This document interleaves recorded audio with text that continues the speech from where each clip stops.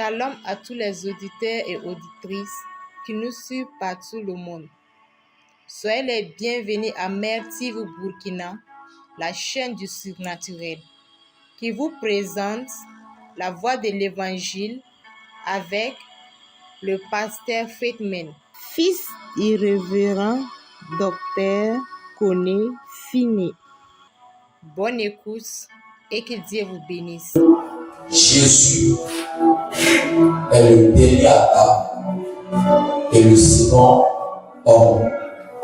Il n'y a pas plusieurs races. Race blanche, race noire, race jaune. Il n'y a pas ça. Parce que l'homme n'est pas défini par rapport à sa couleur. L'homme est défini par rapport à son essence, c'est-à-dire son origine. Or, l'homme, il est esprit. Or, un esprit n'a pas de couleur. Un esprit n'a pas de couleur. Vous êtes d'accord avec moi? Voilà. Donc, ce que Dieu nous enseigne ce matin, c'est qu'il y a deux types de races. La race adamique et la race de Christ. Et on va le voir dans 1 Corinthiens 15. C'est pourquoi il est écrit: le premier homme, Adam, devint une âme vivante. Le dernier Adam est devenu un esprit vivant. On va lire au verset 47. Le premier homme tiré de la terre est déesse. Le second homme est du ciel. Donc, la Bible parle de qui? Le premier homme et du second homme. Et la Bible nous parle en 1 Corinthiens 15, 45 du premier Adam et du dernier Adam. Pourquoi la Bible tient ce type de langage? Pourquoi? On va le voir. Prenons dans Romains 6, verset 18 à 19. Lis Romains 5, verset 12.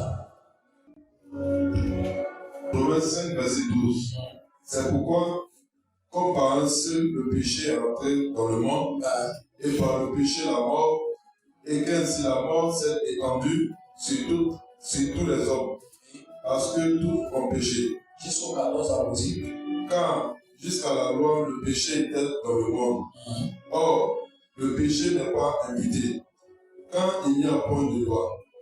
Cependant, la mort a régné depuis Adam jusqu'à Moïse, même sur ceux qui n'avaient pas péché par une transgression semblable à celle d'Adam, lequel est la figure de celui qui devait venir. Voilà. Donc, on parle du premier Adam. Et Dieu, dans Romains 5, verset 12 à 14, va nous expliquer ce homme-là. Mais dans Genèse 2, ce homme-là, Dieu l'a créé à son image, sans péché. Écoutez-moi bien. Dieu a créé le premier Adam sans péché. Et Dieu a dit à Adam: voici un arbre dans le jardin, l'arbre de la connaissance du bien et du mal. Ne le mange pas, car le jour où tu en mangeras, tu mourras. Et Adam a vécu. Et dans l'histoire d'Adam, le diable incarné par le serpent va aller séduire Ève pour les emmener à manger. Et Adam va tomber le péché. Et la Bible dit que par un seul homme, le péché est entré. Donc, qu'est-ce que le péché est entré dans Adam a fait que Adam est devenu pécheur.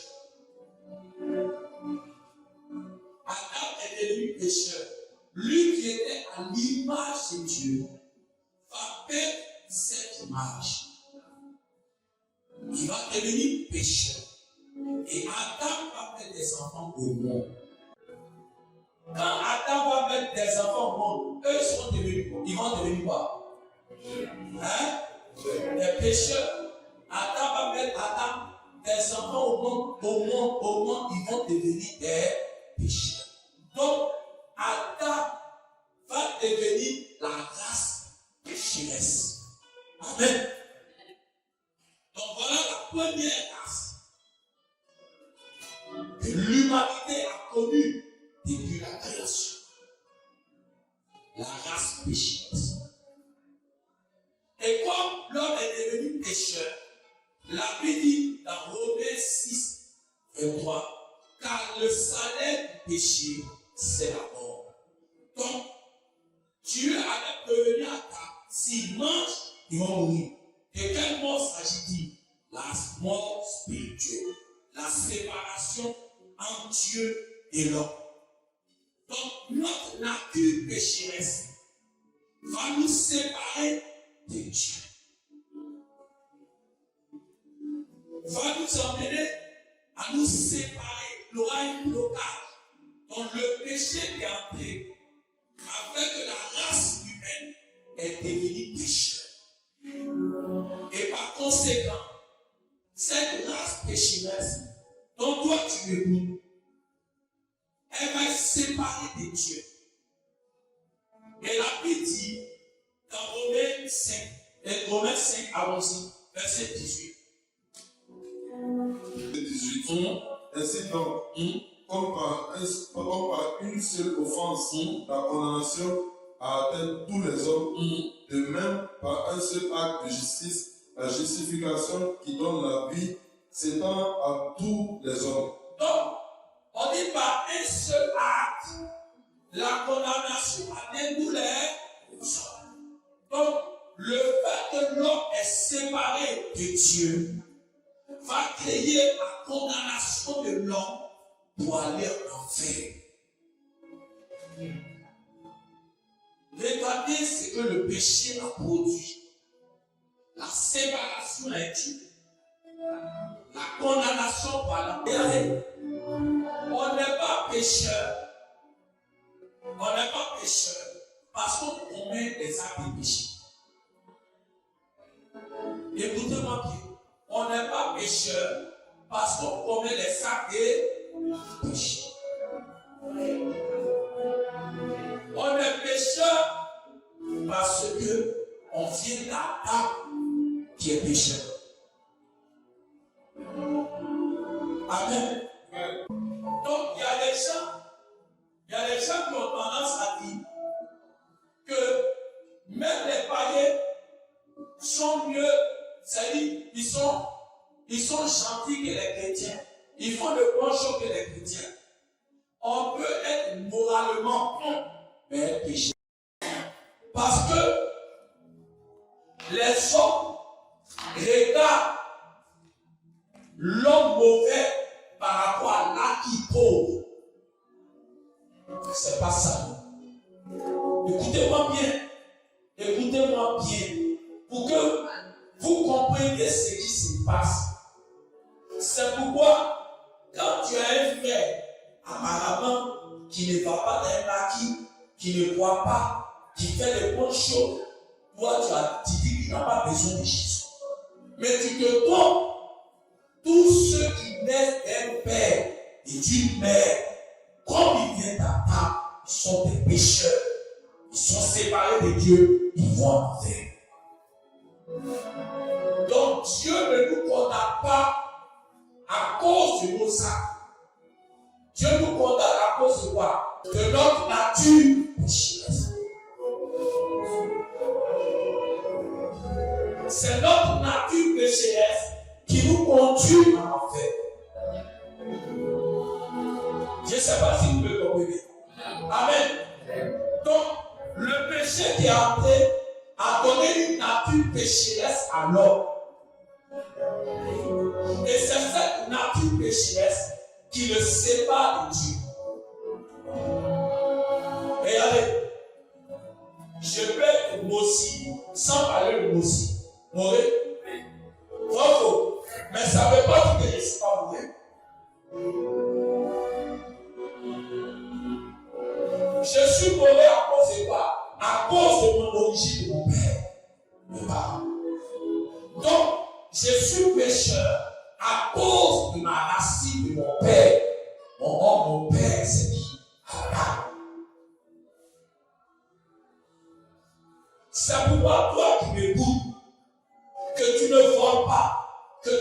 mens pas, tu ne vas pas dans ma vie, tu n'as pas de copie, tu as besoin de Jésus. Tu as besoin de Jésus.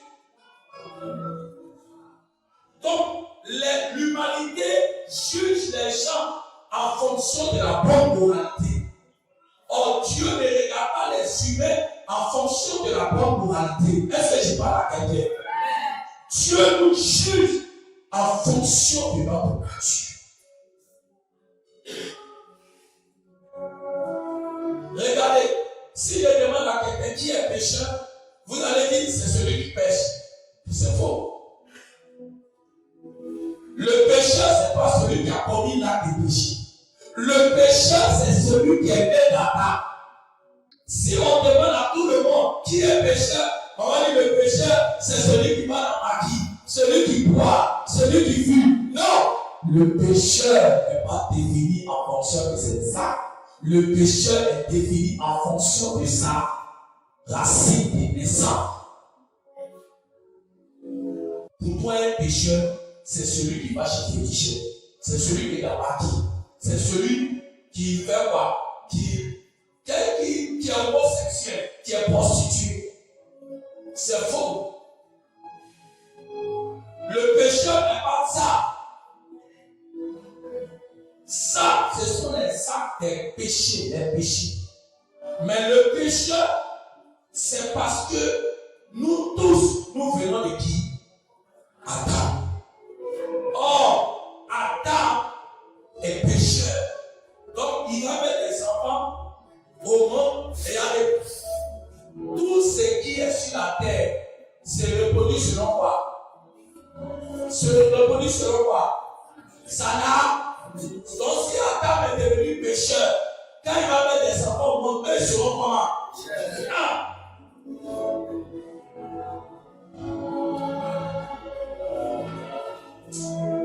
Frère, c'est ça que vous devez comprendre. C'est pourquoi vous n'avez pas. Et il y a des jeunes filles.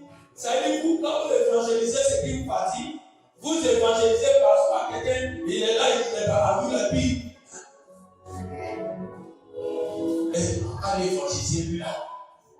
Mais les gens qui sont bien assis, qui sont en train de manger bien, c'est-à-dire des fois même qui font des dons. Mais c'est pourquoi vous allez voir dans le quartier, ils vont voir que si quelqu'un dans le quartier, il fait des dons aux champs, aux orphelins, aux vœux, mais Bill Gates là, il donne de l'argent à la fille. Mais Bill Gates est un pécheur.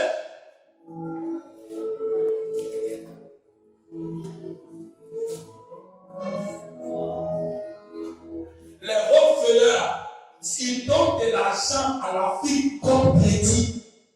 Donc, le pied là, le pied fait du bien là, c'est pas ça qui définit que ta nature est bonne devant Dieu.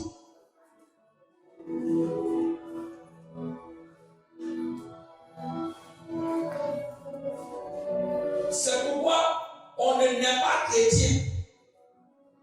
Mon papa était chrétien, moi aussi je suis devenu chrétien. Ma maman était chrétienne, on n'est pas chrétien, on est selon sa nature, la nature adamique.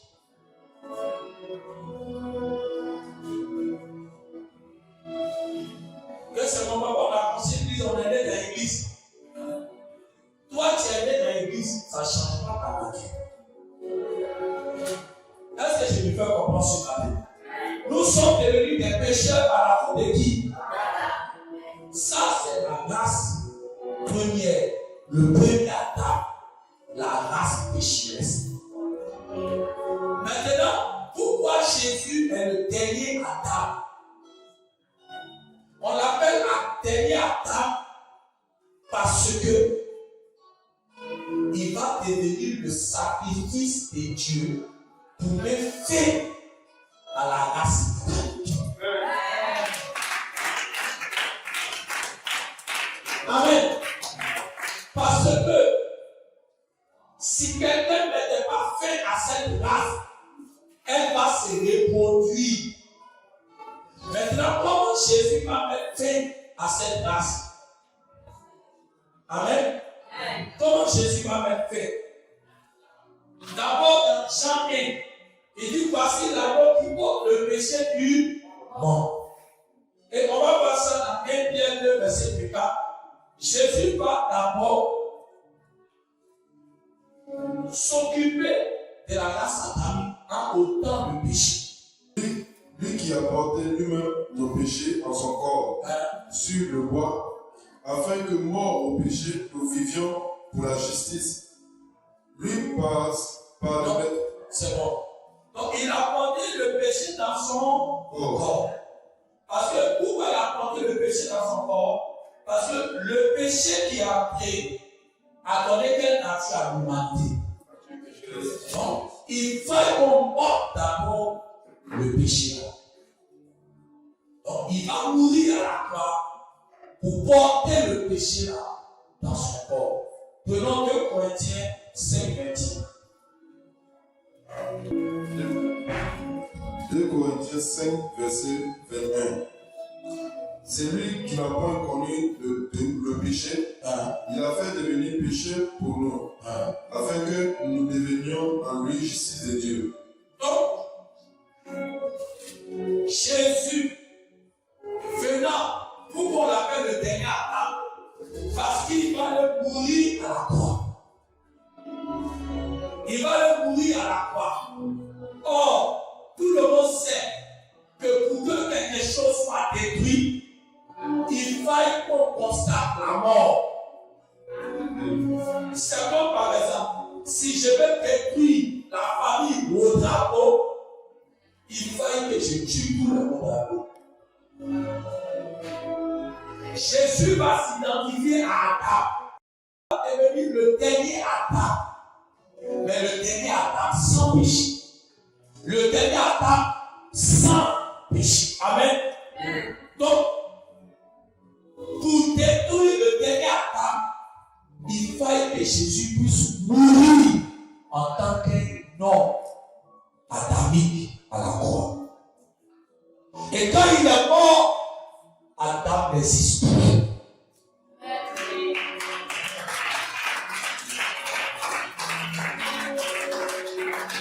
Donc, il va ôter le péché et il va tuer le corps du péché à la croix. On va prendre ça dans Romains 6, verset 6 à 8. Romains 6, verset 6. Romains 6, verset 6.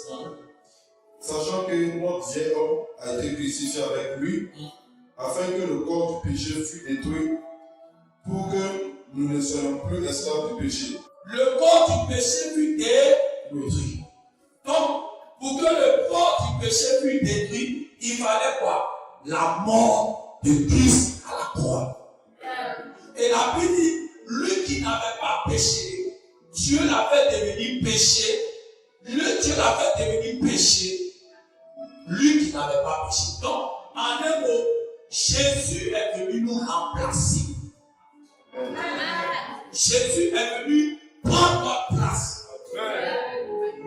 Car le salaire du péché, c'est quoi? Donc, Jésus qui est venu porter le péché dans son corps, en devenant péché, il va mourir au bout de la croix. Amen. N'êtes-vous pas merveilleux ce Jésus-là? N'êtes-vous pas peur de l'acclamer? N'êtes-vous pas peur de le célébrer? N'êtes-vous pas peur de le louer? N'êtes-vous pas peur de le bénir? Donnez-moi un nom qui a été capable d'ôter le péché.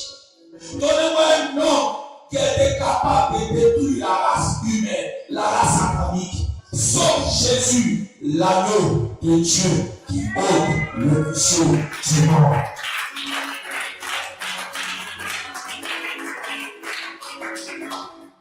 C'est pourquoi nous l'aimons. C'est pourquoi nous avons donné notre vie à lui. Parce qu'il était le seul capable de régler le problème de l'humanité. Le péché qui est rentré dans ce monde, il était capable de porter le péché dans son corps. Tous les guides religieux, tous les chefs religieux n'ont jamais été capables de détruire l'œuvre du péché dans la race humaine. Ils n'ont pas détruit la race adamique. Mais Jésus est venu, l'homme de Galilée, l'homme de Bethléem, Jésus qui est né comme un homme, Jésus qui est né comme un homme au sein de ce monde, lui qui a possédé le corps humain, qui est venu sur la terre, est mort à la croix. Il est devenu le dernier Adam, le dernier Adam.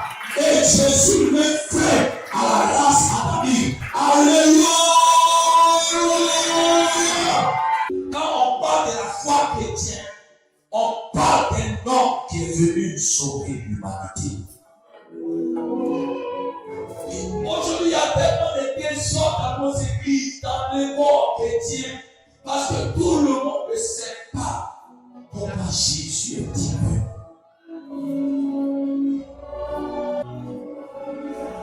C'est malheureux, mais c'est le message. Le peuple de Dieu n'arrive même plus à connaître le Seigneur. Il n'arrive plus à connaître ce pourquoi ils suivent le Seigneur. Et c'est le désastre. On a fait de l'église comme une boutique aujourd'hui. Toi qui m'écoutes partout, écoute-moi. Aimons le Sauveur plus que les choses de ce monde. Suivons-le. Regardez, les disciples, il suivait Jésus. Et Jésus dit, vous me suivez parce que je multiplie les pains. Vous suivez, on suit Jésus parce qu'il peut donner le mariage. On suit Jésus parce qu'il peut changer nos conditions sociales. Mais on ne suit pas Jésus parce que on croit en lui, que c'est lui qui mérite la louange, l'honneur et la gloire de recevoir nos âmes enseignés.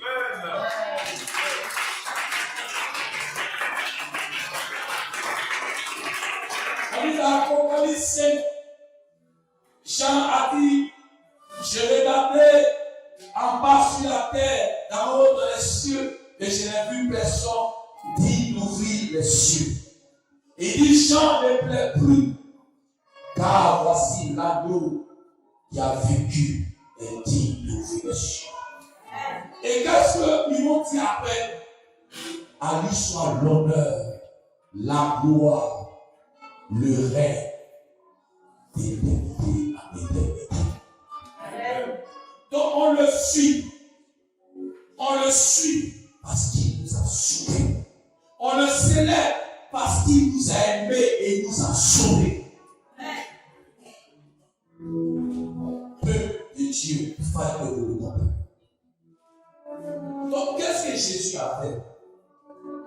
Comme la race adamique est devenue pécheresse, Dieu va dire dans Jean 3, verset 16, car Dieu a tant aimé le monde qu'il a envoyé qui est Jésus. Jésus qui devient le dernier Adam. Donc quand Jésus est venu, l'ange a dit à Marie, aujourd'hui une bonne nouvelle est arrivée à Bethléem. Un sauveur vous est né. Quel est ce sauveur? Celui qui va venir détruire la race humaine, la race adamique. Celui qui va venir ôter le péché du monde, c'est ce sauveur-là. Et Jésus fut le dernier Adam de sa naissance jusqu'à la mort à Golgotha. Pourquoi Jésus est devenu le dernier Adam? Il est devenu un dernier Adam parce qu'il est venu s'identifier à Adam. En portant le péché d'Adam sur son corps. Voilà pourquoi on dit le dernier Adam. Il est la fin de la race adamique. Il est mort pour mettre fin à cette race. Parce que pour que quelque chose finisse, il fallait qu'on constate la mort. Maintenant, pourquoi il est le second homme? Quand il a fini de mettre fin à la race adamique et qu'Adam n'existe plus, mais il va que les hommes vivent. Amen. Donc il va créer une nouvelle race qu'on Amen. C'est pourquoi on a dit 2 Corinthiens 5, verset 17. 2 Corinthiens 5, verset 19. 17. Si quelqu'un est en Christ, il est une nouvelle créature. Ah, voici. Donc si quelqu'un est en Christ, il est une nouvelle créature. Au lieu d'attendre, il devient la créature en Christ. Amen. Amen. Amen. Amen. Est-ce que je peux? Dieu a créé le premier Adam. Le premier Adam est devenu pécheur. Et Jésus va venir. Il va mettre fin au Adam là. Il va devenir le dernier Adam. Et Christ va ressusciter dans les morts en portant l'image de Christ. La Bible dit, c'est Jésus que Dieu a fait devenir Christ. Amen. Donc Christ est le nouveau homme. Jésus est le dernier Adam. Christ est le second homme. Est-ce que je parle à quelqu'un? Donc le nom Jésus-Christ, ça révèle que Jésus est le dernier Adam et Christ est le second homme. Son nom est révélateur. Son nom est signification de salut. Son nom est glorieux. Son nom est magnifique. Est-ce que peuple de Dieu, on peut acclamer le nom de Jésus? On peut glorifier le nom de Jésus? Dieu n'a pas donné le nom de Jésus à Jésus cadeau. Il dit tu t'appelleras Jésus. C'est lui qui sauvera son peuple de ses péchés. Pourquoi? Parce qu'il deviendra le dernier Adam. Mais Jésus qui était Jésus, qui fut homme, va devenir Christ. Christ est le second homme que Dieu a créé sur cette terre en le ressuscitant dans les morts. Amen. Donc quand Jésus va mettre fin à la race adamique, écoute-moi bien. Toi qui n'as jamais reçu le salut, à travers ce message, si tu crois réellement et que tu pries dans ton cœur, Seigneur, je veux te recevoir comme Sauveur et Seigneur, tu recevras Christ dans ton cœur. Regardez, quand Jésus a fini de mourir au poteau de la croix, il a détruit la race satanique. Qu'est-ce qu'il va faire? Il va les mettre le corps du péché. Il va les mettre la race satanique dans le tombeau. Pour dire, c'en est fini pour toi. Tu as tellement atteint les humains. Tu as tellement rendu esclave l'humanité. C'est terminé. Et qu'est-ce qu'il va faire? Le 3e jour, le glorieux Saint-Esprit va aller reprendre le corps de Jésus. Il va lui donner un corps nouveau. Une vie nouvelle qui a fait de lui Christ. Amen. C'est ça. C'est ça l'évangile. Il tue le corps du péché à la croix. Il va le mettre dans le tombeau. Et il ressuscite un nouveau corps. Et ce nouveau corps, on l'appelle la race de Christ. La nouvelle création. Ceux qui sont la racine de Dieu dans le corps. Ceux qui sont nés, non du sang, non de la chair. Ceux qui sont nés, non de la volonté des hommes. Non, ceux qui sont nés de Dieu par le Saint-Esprit. La Bible dit dans Jean 1:12, à tous ceux qui ont reçu Christ, elle a donné le pouvoir de devenir un de Dieu. Non pas des hommes, non pas des sang. Oh frère, amen. Pour que la race adamique meure dans ton corps, pour que la race adamique meure dans ta vie, il fallait que Jésus mourait à la croix. Il fallait que Jésus mourait au poteau de la croix. Il a mis fin à la racine du péché. Il a mis fin à la croix. Il a mis fin à la racine du péché.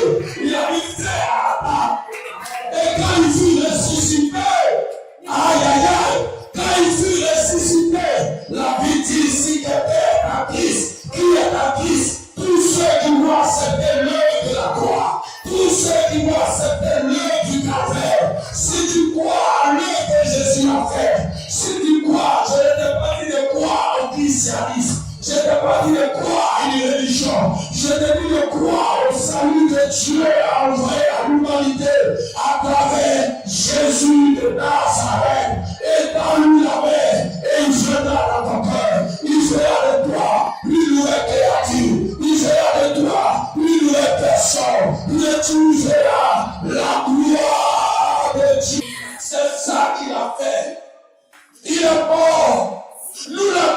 parce qu'il est mort. Nous les morts parce qu'il a créé une nouvelle race. On était prisonniers du péché. On était en enfer. On était condamnés. On était prisonniers. On était esclaves du péché. On était maltraités par les cieux de Satan. Mais gloire à Jésus de Nazareth. Cet homme, venu selon le dessein des cieux, celui qui est venu mourir au poteau de la croix, celui qui a décidé de porter le péché dans son corps, il s'appelle Jésus de Nazareth. C'est le merveilleux sauveur. Celui qui croit à ce qui s'est fait au poteau de la croix reçoit la confiance de la vie.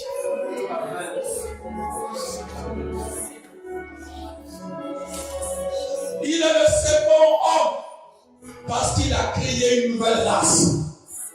Une nouvelle race qu'on appelle la race élue. On appelle cette race une race sans péché. Ils ont été justifiés par le sang de l'agneau. Ils ont été justifiés par l'œuvre salvatrice de Christ. Donc tous ceux qui acceptent le Seigneur ne sont plus des pécheurs, ils sont des justifiés. Tous ceux qui acceptent le Seigneur ne sont plus des pécheurs, ils sont des justifiés. Tu es un justifié, tu es un justifié, tu es un justifié. Et la Bible dit, qui accusera les élus de Dieu? Frère, les démons de ta famille ne doivent plus te tenir captif. Les malédictions de ta famille ne doivent plus te tenir captif. Parce que tu as été justifié dans le sang de l'agneau. Parce que tu as été libéré par le nom de cheveux de Christ. Tu as été pardonné. Quels que soient tes péchés, quand tu as accepté Jésus comme sauveur et Seigneur, laisse-moi te dire que l'agneau a obtenu le pardon, le grand pardon de tes péchés. Il a les baissé à l'oubli. Quand tu as fait de l'avortement, quand tu as péché, quand tu as tué l'homme, quand tu as assassiné l'homme, Jésus t'a pardonné à cause de son sang. L'agneau est merveilleux. C'est pourquoi je l'adore. Parce que j'ai compris son mieux. Frère, il est venu te libérer de la prison qui te retenait captif.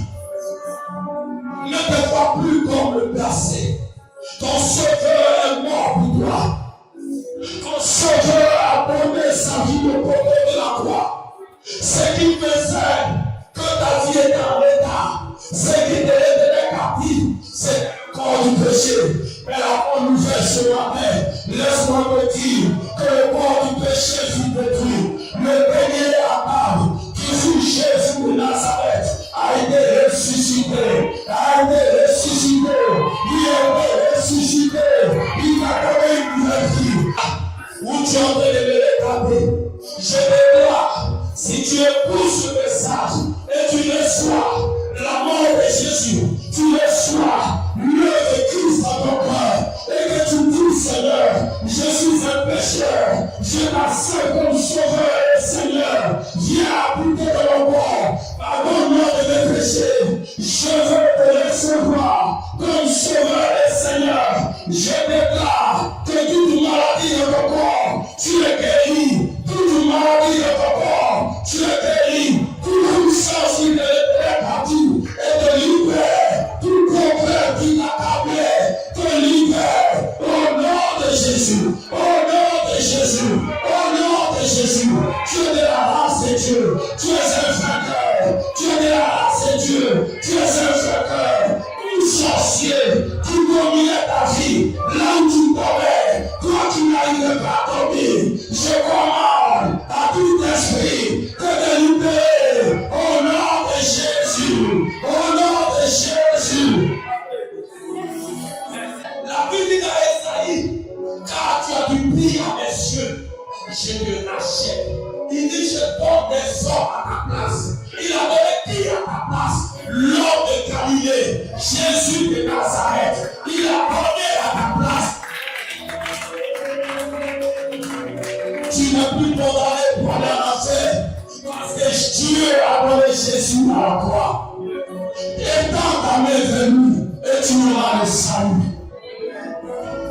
ton cœur. Il entrera dans ton cœur. Il dit, je frappe à la porte de ton cœur. Si tu entends ma voix, laisse-moi entrer. C'est vrai que tu as accepté le Seigneur, mais ce message, tu dois ouvrir ton cœur. Et Jésus de Nazareth, le ressuscité de ma terre, l'entrera dans ton cœur. Il prendra la place qu'il lui doit. Il prendra la place qu'il lui faut. Il prendra le sang de ton cœur.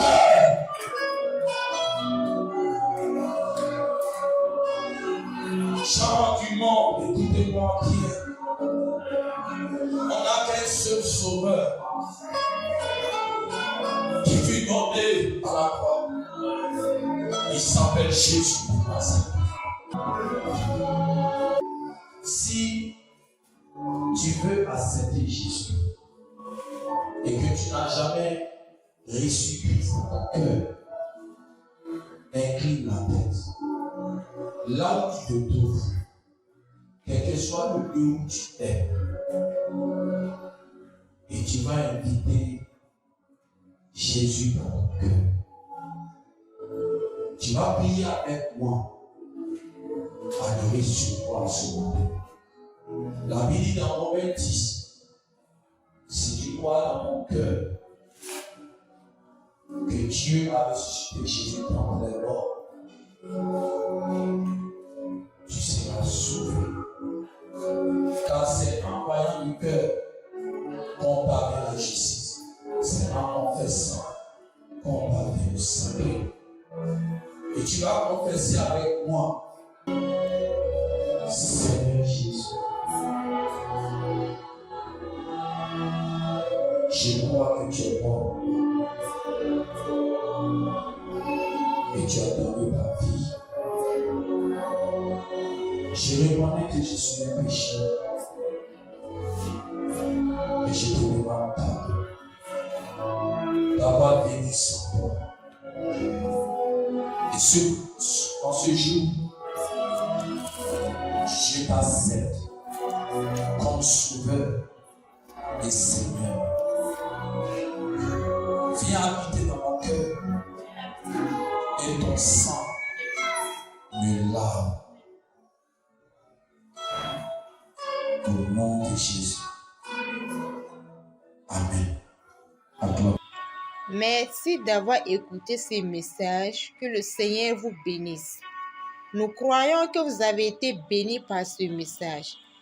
Si vous voulez être partenaire de Mère TV Burkina par vos dons matériels et financiers, afin de soutenir cette œuvre, la voie de l'Évangile, qui a pour but de propager l'Évangile aux nations, veuillez contacter les numéros suivants: plus 226 05 05 72 52 et plus 226 53 58 56 58.